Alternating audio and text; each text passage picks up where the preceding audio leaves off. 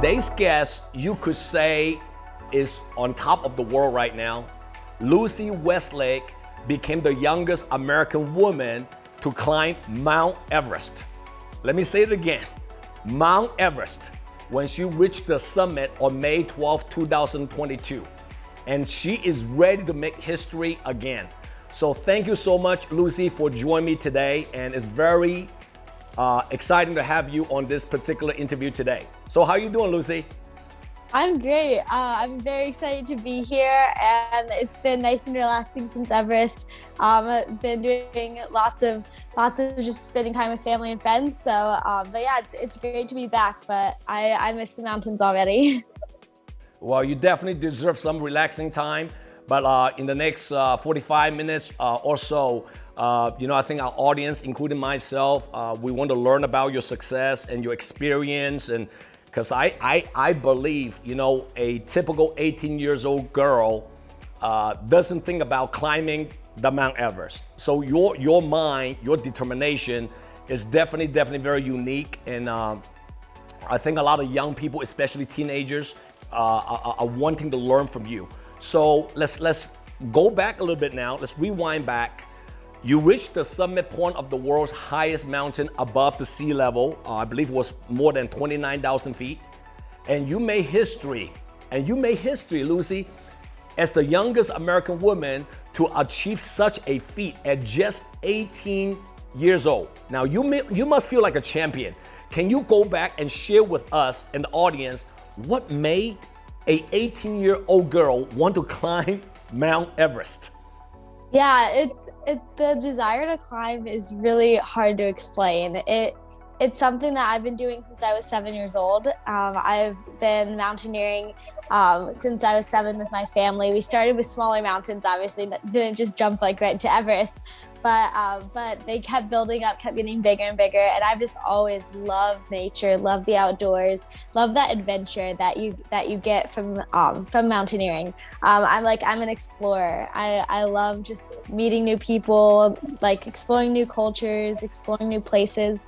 So the mountains just have always called to me, and whenever I'm away, I've never lived somewhere mountainous. I've lived in Louisville, Kentucky, then Chicago, and I don't have a lot of access to the mountains. So I just feel like this need to go back into them constantly. And I just always love, like I feel most myself when I'm in the mountains. I feel most me. So that's what draws me to them. And I love also just pushing my limits, seeing how far my body can go. And I set some pretty high goals for myself, for sure. When I was younger and up to a year ago, my goal was to be the youngest woman to climb all 50 state high points. So I completed that a year ago and set the world record for that. And then after that, I set my goal to be the youngest person to do the Explorers Grand Slam, which is climbing to the top of every mountain, the highest mountain in each continent. So that's really what led me directly to Everest, is that Everest was part of that goal because it's not only the highest mountain in the world, but the highest mountain in Asia. So that's why Everest kind of came to my radar, and why I summited it about 2 months ago. Wow. Now let me ask you another question. Desire, to do such thing, was it something that naturally in you when you grew up, or was it somebody that motivated you, push you to get into a passion such as climbing? Would you mind to kind of share with the audience? Yeah, it was always just something that was in me. My parents definitely, they're a big inspiration for me, and they've always just supported me in all my dreams. And when I was younger, they would get me, to try like every single sport, every single club. Like they always wanted me to experiment and find something I was passionate about. But mountaineering, I've just always, there was something in me that just loved the mountains and just wanted that sense of adventure, that sought that. So that came from me. My parents weren't climbers. My grandparents weren't climbers. It was just something that I discovered and I just fell in love with. Wow. So you spent a few minutes at the summit with your Sherpa, right? It's like your guide, like your mentor. Your smiles in your picture showing how proud you are of making history. Now, what was going through your mind at that moment when you were up there? That moment, that I don't know, that's 60 seconds. Rewind that for us and share with us your feeling. Yeah, it was just so like unbelievable. I couldn't really believe it myself. I mean, it took 27 days in total to climb and 25 days up the mountain. So like after climbing up for 25 days, you can't believe that you're finally done. You finally reached the top. So I just repeating to myself, I was like, wow, I did it. I did it. Like I had to repeat to myself out loud, like just that. And I was just so excited that that I'd completed this huge goal of mine. I was so proud of myself, and I knew my parents would be really proud of me, and they invested so much time and energy in me. So I was just so happy to do it for them as well. And yeah, I was just looking around, and it was so beautiful. The sun rose about an hour before we reached the summit. So all the peaks around were just glowing, like pink and blue and gray. It was beautiful. Now I checked on some statistics, and the statistics are pretty interesting. And only 4,000 people have ever summited the Mount Everest, right? You are one of the few. It's like, there's like 7.5 billion people living in this world, and only 4,000 people actually did it, and you are one of the 4,000 people, and you are the youngest American woman to do that. Now, since only the very few get to experience it, was it everything that you imagined? I mean, there's a difference between, thinking about something, imagining about something, but when you actually get there, either the experience was, nah, it's okay, or like, oh my God, that's like 20 times better. What was it in your mind? I would say I was pretty prepared for it. Now, I'm not very good at researching mountains before I go on them. I kind of like just that thrill of just going into the unknown and really discovering, for yourself in the moment what's up there. And that's definitely like a form of alpinism that I really enjoy. But I have done a lot of other mountains. I've been climbing for a long time, and I knew, like, I've climbed Denali, which is the highest mountain in the in North America, and that is, other than Everest, the hardest mountain I've ever climbed, and that is very comparable to Everest. Like, you're on glacier the entire time, you're using ice axe, crampons, you're using all this technical rope and gear that you have to wear constantly. So that was like really comparable to Everest. So I kind of knew going in what it was gonna like feel like and kind of look like, but then, like, again, every mountain's different, so the Himalayas were just they were the most beautiful mountain range I think I've ever climbed in. They were just beyond gorgeous. They had these just these huge mountains covered in like trees and all this green, and then going straight into these peaks of white and gray and these like magnificent, beautiful mountains. So just that contrast, like seeing that so clearly, was so beautiful. I love the trek up to base camp. That was amazing as well. Like the views on that were some of the most beautiful I've ever seen. And then once you get to the peaks, it's just like, it's so hard to explain. But yeah, I'd say it was definitely like exceeded some of my expectations. But I was like I kind of knew what to expect, but it definitely surprised me a little bit. Yeah, let's talk about something that's a little bit scary for a lot of audience, right? And they say over 300 people who try to climb the Mount Everest have died on the Everest. And that many of those bodies remain on the mountain. Was there any moment that you felt scared before or during the climb?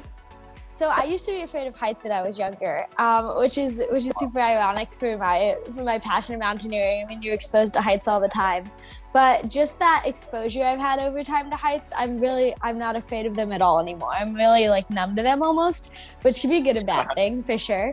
But so heights don't really scare me at all. And being on these ridges, sometimes you're on a ridge. It's like a knife edge ridge. On summit day, we were on a ridge where it's like on either side, if you fall, then there's a high possibility of you dying and not making it up, because there's cliffs on either side.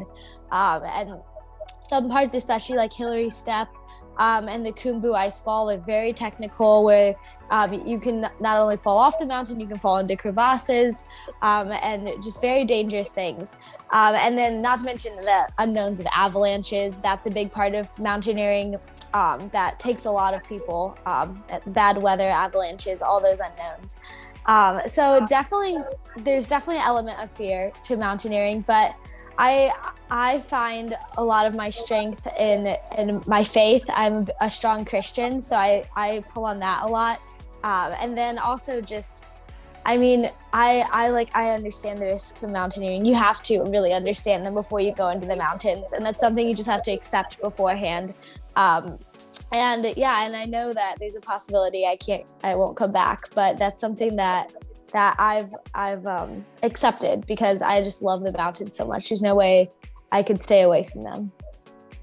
I think besides your own talent and capability and also work ethic, I think all those elements is what's making you very successful in doing what you do, right? But I also believe in life, in anything, you need to have a mentor. You need to have a coach to help you to get to the highest level. And I'm a big believer on shadowing under the right mentor, right? So let's talk about your guide, right?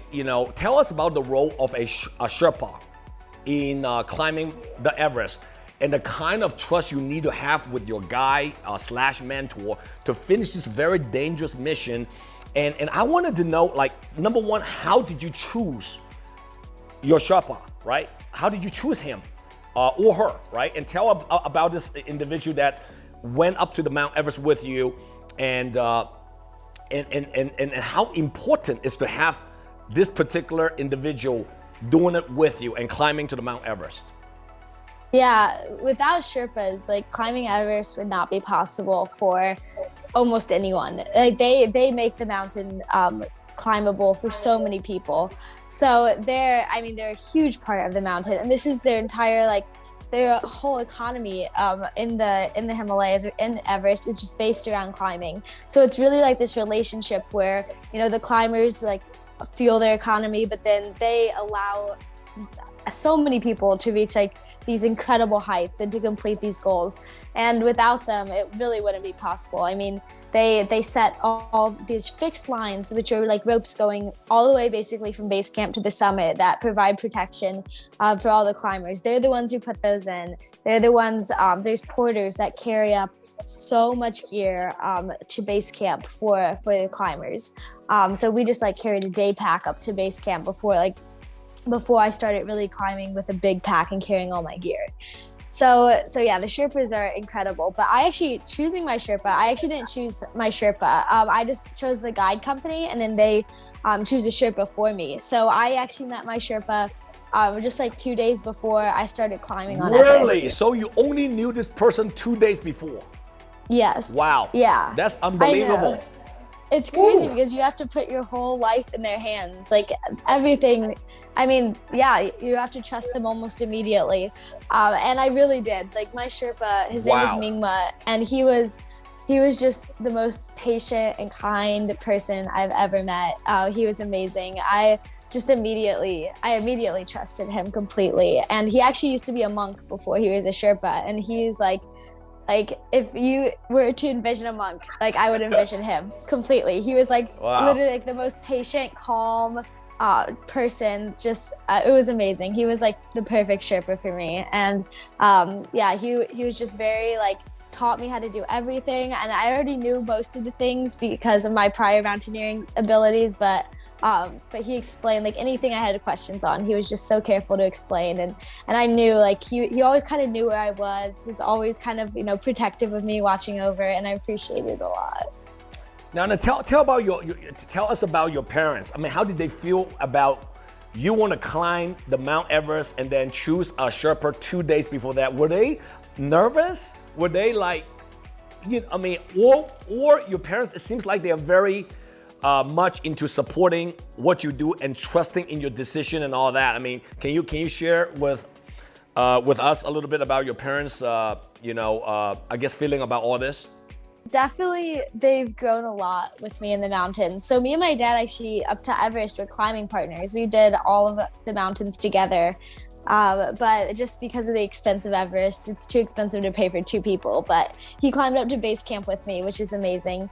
But my mom especially, it's definitely hard for her to to let me go on these mountains where there's many dangers. So when I was younger, I definitely saw it more. Like she was more, just kind of hesitant to let me go. But now she just as I've grown to trust in myself, she's grown to trust in me too. She knows how confident I am in the mountains, and she knows the risks, but she also knows it's something I love so much, and she doesn't want to take away from me. So she definitely she hugs me about 50 times before I leave, but she'll eventually let me go. And I know she's proud of me. I know she knows I'm doing what I love, and my dad too, for sure. They're the most supportive parents I could ask for. Well, you definitely have amazing parents. So proud of them for supporting what you commit to do and wanting to do. And that's not necessary for parents to see it that way. Okay. Let's take us on the journey to the top, right? How long did it take you? Were there any setbacks, delays, or challenges that you experienced through this particular climb? Yeah, so we started it took me a total of 27 days on the mountain from the bottom. The city called Lukla is where you actually fly in on a glacier plane, or just on this regular, small, tiny plane. It's actually the most dangerous airport in the world because the runway is so short, it goes right into the mountain. So that's a little nerve-wracking, but you fly onto the mountain. And then you start a trek up to base camp, which is 8 days. It took us 8 days to get up to base camp. And I say us because I actually had a team of 10 different family and friends just hiking up with me to base camp, because I just put it out there, anyone who wants to hike up to base camp can. It's definitely not easy. Base camp is at 17,000 feet of elevation and requires hiking our hardest day was about 9 hours of hiking, with about a 20-pound pack. So it's not super strenuous, but it's definitely a challenge, and that's a great goal. A lot of people have that goal to hike to Everest base camp, which is amazing. I definitely recommend. So that took us 8 days. We just climbed, trekking each day. You don't need technical gear, just hiking through these beautiful, swing bridges and along dirt paths, which is incredible. And with the porters, they carry most of the gear I need for higher on the mountain. So I just had a day pack, which made it a lot easier. So yeah, they definitely make that possible. And we stayed in hostels. So basically these little shared hotels where they're very basic, but you're not sleeping in a tent, so it's pretty nice, and occasionally showers, so that's amazing. But then when you get to base camp, that's when everyone else left, and it was just me and my Sherpa from there on out. And base camp is really nice. There's actually a chef there that our team had, which was amazing, and just very well-established places. But then that's where you start sleeping in a tent. And then from there on out, it's where the real mountaineering starts. You go through this very technical area called the Khumbu Icefall, from base camp to camp 1. And there's 4 camps from base camp to the summit. So from base camp to camp 1's very technical, hard day through the Khumbu Icefall, where you're walking across ladders across ice bridges and over crevasses, jumping over crevasses, climbing vertically. So that's very difficult, but actually one of my favorite parts. I really like the technical side of mountaineering. And then from there on out, you're carrying a 45-pound bag, and it's really hard. And there was one setback actually.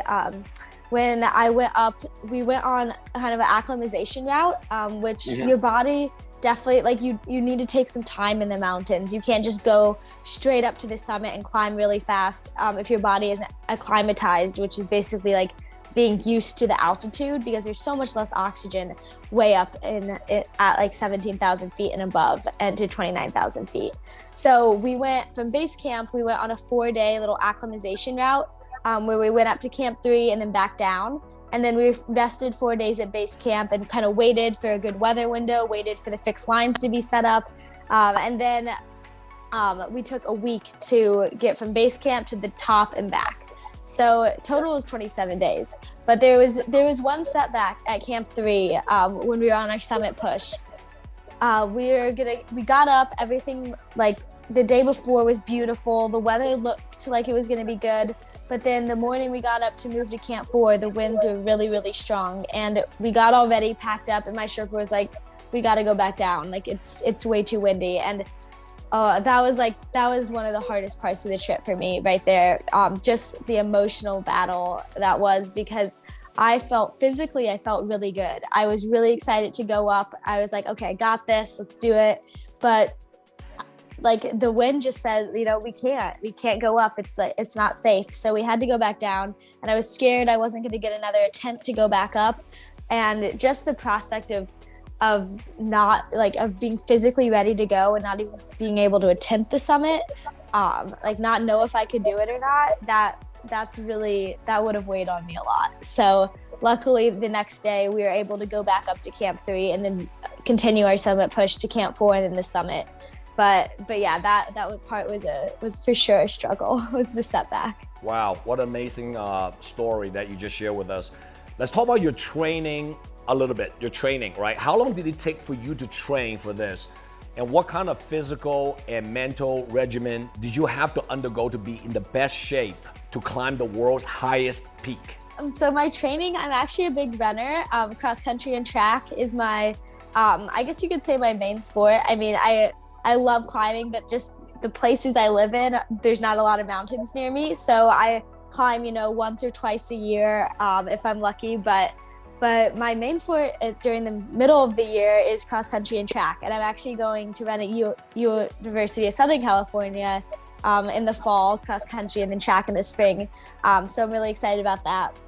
But I actually train by running. My high school team has an amazing program. So I did cross country and track with them. And then I also weightlift. So I weightlifted with my school a little bit outside of cross country and track. And other than that, I just sleep in this tent. There's actually a tent I have above my bed that makes it so I can sleep at a higher altitude. So that was absolutely amazing to be able to just get more acclimatized to the high altitude. And I had the opportunity this year to graduate a semester early from high school. So I graduated in December, and I was able to go over to Kenya and train in the Sherengani Hills, which were like the best runners in the world. I mean, these people are amazing. They're incredible. And I was able to run with them and train there at altitude. I'm at about 8,000 feet. So that was incredible training for Everest as well. But just not having that access to mountains, I got to get a little creative, but so far it served me very well. Let's talk about your dad a little bit more, because when I was 15 years old, I lost my dad because my dad had liver cancer. But my dad, Lucy, was my biggest inspiration. That really, really inspired me to become who I am today and giving back, having a good heart. I was raised up by a very humble family, but my dad, passed away when I was 15 years old, and he was only 50 years old. So I want to talk a little bit about your father, okay? And I know we touched on the subject a little bit, but I want you to go a little bit deeper, okay? Your father has helped train you all of your life for this moment, right? Tell us how he inspired and pushed you to climb one mountain after another after another. It's been amazing climbing with my dad. We've really grown together in the mountains. So when I was 7, he didn't know anything about climbing. I didn't really know anything about climbing. We just loved, we're both adventurers. We just loved the outdoors. We loved that challenge. So we just started climbing together, and it was actually it was like a family thing. I have a younger brother, and my mom did it too, but my brother wasn't super into it. So he decided he just wanted to, stay at the hotel. So my mom would stay with him, and my dad would climb these mountains with me. And we just learned so much together and grew a lot together. Oh my gosh, one time on this mountain, we were snowed in for a week in our tent. And just imagine, for any, teenage girl out there, imagine spending a week in a tent just snowed in with your dad.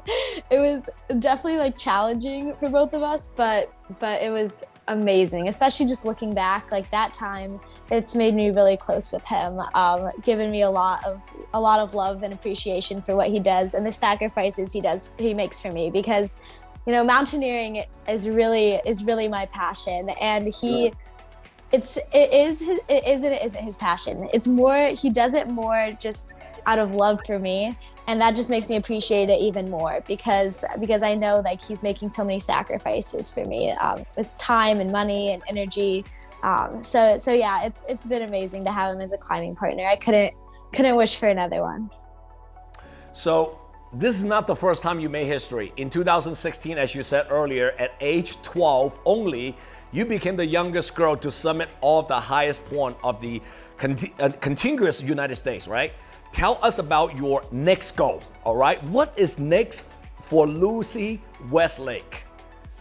Yeah, I'm really excited for what's to come because other than going to college in the fall, that's definitely a big goal of mine to just dive into cross country.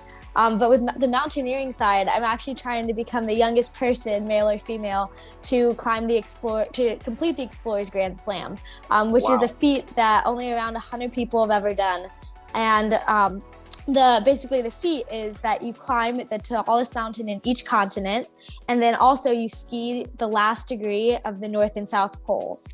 So that is definitely been a big challenge. I actually started, I climbed Mount Kilimanjaro, which is the highest mountain in Africa, when I was 13. So that's really what started this.